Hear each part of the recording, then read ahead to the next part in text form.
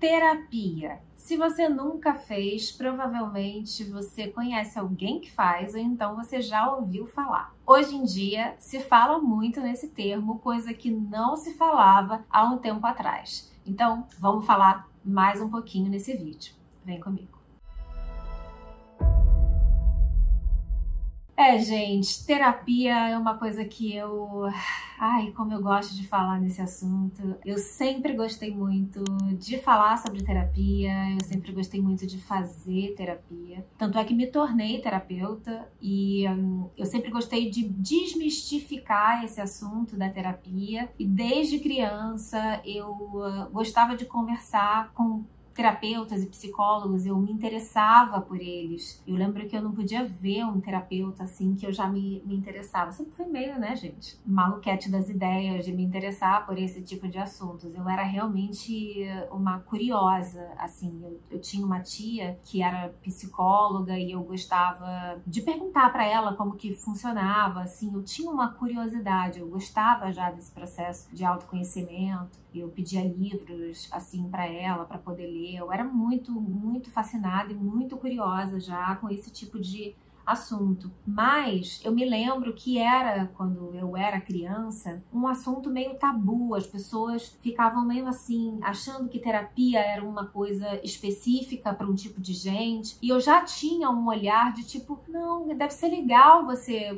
ter um terapeuta, deve ser legal você falar sobre esses processos, sobre seus desafios. Eu já tinha um olhar muito de que era para o seu desenvolvimento, de que era uma coisa legal de se fazer, de que devia ser uma coisa interessante, mas eu percebia que as pessoas recuavam, que as pessoas tinham um certo preconceito e de que não era uma coisa tão falada, sabe? De que era um negócio que as pessoas achavam meio esquisito. E até hoje, muita gente acha que terapia não é para todo mundo, que terapia é uma coisa que só um tipo de gente faz. Então, eu resolvi ir atrás, né, de como que a terapia surgiu, né, de como que as sociedades antigas lidavam com esse tipo de abordagem que hoje em dia nós chamamos de terapia, mas que as civilizações antigas sempre praticaram, só que eles chamavam de um outro nome. Quando a gente vai, né, lá atrás e busca no Oriente e busca em outras sociedades, né, em outras civilizações, vocês vão ver que essas pessoas nunca ficavam desamparadas nas suas questões, com os seus conteúdos e com as suas dores. O que nós chamamos de terapia hoje em dia, isso sempre foi feito e isso ainda é feito também nessas sociedades, tá? E nessas pequenas comunidades. Só que essas pessoas fazem isso de uma outra maneira. E é sobre isso que eu quero falar nesse vídeo de hoje.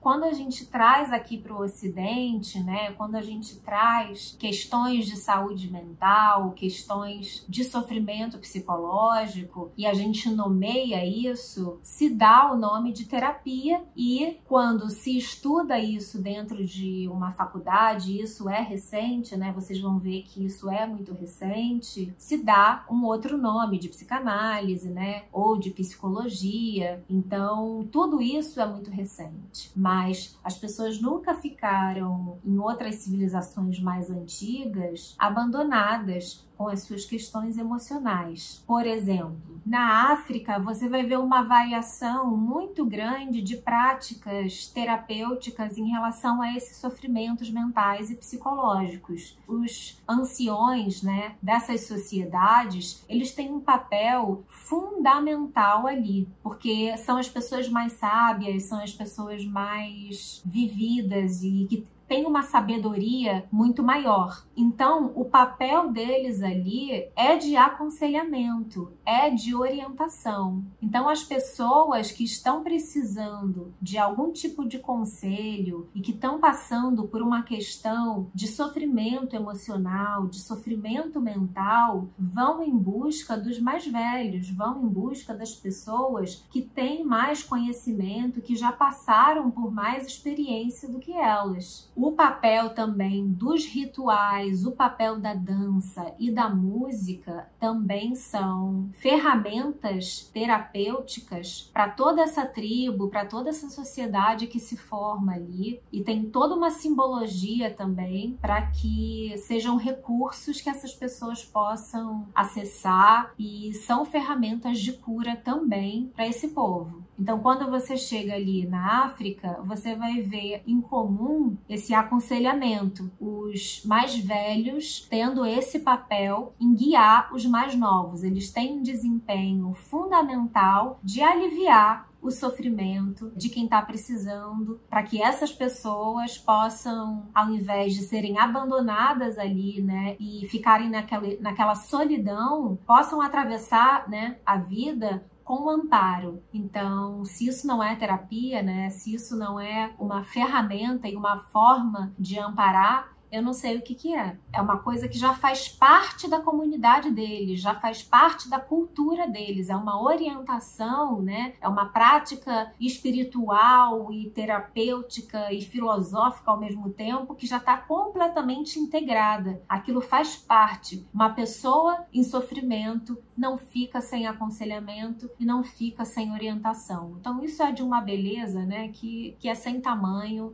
Na Índia também nós temos um exemplo maravilhoso, né, que é a Ayurveda, que é uma medicina oriental, que quando as pessoas estão com problemas emocionais, né, com vários tipos de queixas em relação ao corpo físico, ela vai tratar você de dentro para fora, né? Ela trata tudo em você e é uma medicina maravilhosa, que hoje em dia ela não é nem praticada só na Índia, né? Você consegue encontrar várias pessoas que praticam aqui no Brasil, tem várias pessoas que conseguem fazer cursos aqui no Brasil, porque os relatos de fato são impressionantes, né, da diferença que faz na vida das pessoas se alimentar dessa forma e ter um estilo de vida assim, além, né, gente, de toda a filosofia indiana, de meditação, de yoga. A Índia, né, também tem essas práticas muito integradas no dia a dia deles também. Então, é uma forma também muito terapêutica, que eles também não chamam de terapia,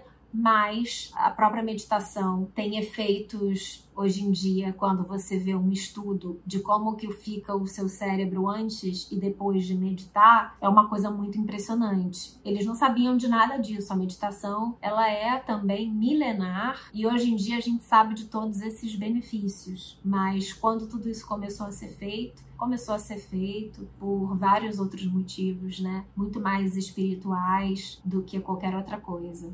E aí chegamos na terapia moderna, que começa a se desenvolver no final do século XIX, e chegamos em Freud, que é o pai da psicanálise, que mergulha no nosso inconsciente, desenvolve muitas técnicas para tratar mesmo distúrbios psicológicos. E desde então surgiram vários outros tipos de terapia, terapia familiar, a terapia cognitivo-comportamental, a terapia em grupo, e tudo isso não para de se expandir. O que mais me alegra é que os processos terapêuticos e a variedade de terapias começou a se tornar mais acessível, ela começou a se tornar mais diversificada e as pessoas começaram a falar cada vez mais e mais e mais de terapia. O que a gente não pode se esquecer, e isso que eu acho extremamente importante, é que a base, né, ela pode ser muito mais simples. Um aconselhamento, uma conversa com uma pessoa mais velha e mais experiente, uma troca sem julgamento, isso também é extremamente terapêutico. A gente, às vezes, se agarra muito em algo muito complicado, porque